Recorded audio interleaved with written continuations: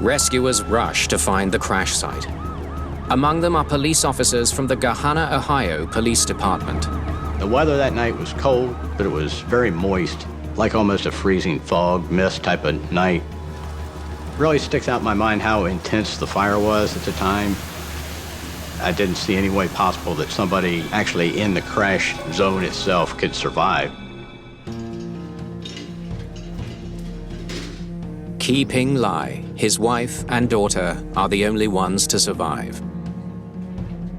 All of a sudden, the plane just shaking very badly. So I found that something is going to happen. This is the first fatal accident involving the Jetstream 4100. For the safety of all the passengers using this plane, it's critical to figure out what happened.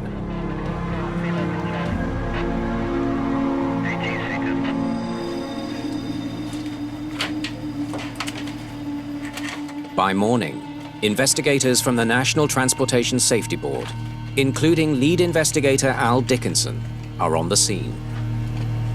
Okay, let's make sure we got all four corners. They first need to find out if the entire plane is at the crash site. If any major parts are missing, it could mean the aircraft was breaking apart before it hit the ground. The importance of finding all four corners of the aircraft is if something comes off an aircraft before impact, you probably can trace it back to the initial cause of why they had a problem. So it's really important to identify both wingtips, the nose, and the tail.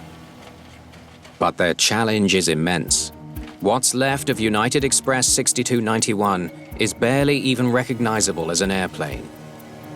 The fire was very intense, and it made it hard just to try to identify the different pieces of the aircraft. You see stuff and you wonder, what is it?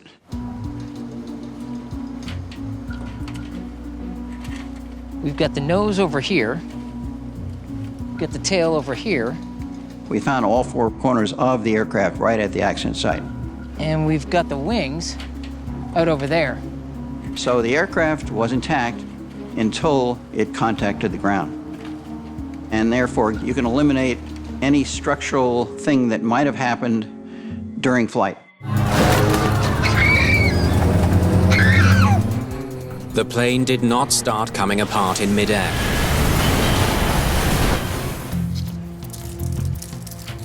But was the pilot in control? The team needs more information to determine that. So, main landing gear hit there. Nose landing gear hits up here. We had marks from the left gear, the center gear, and the right gear.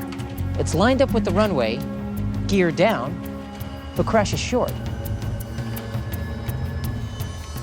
What we could determine by the ground impacts was that the aircraft was headed toward the airport on a steady heading at the time of impact.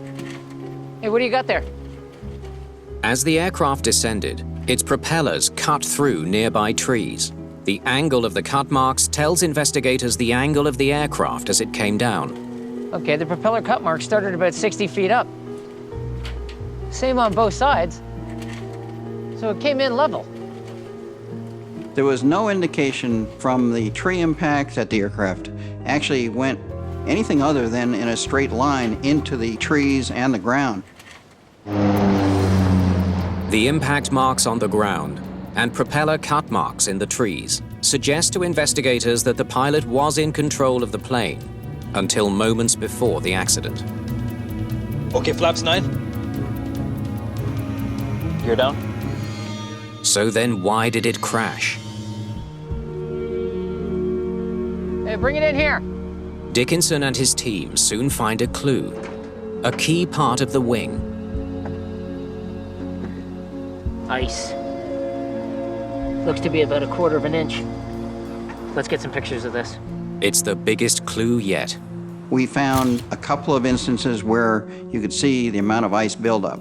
That's always an issue because ice does degrade the performance of an aircraft. And you're always wondering, did that happen in this case? A buildup of ice on the wings interrupts the airflow over them and increases drag. This results in a loss of lift,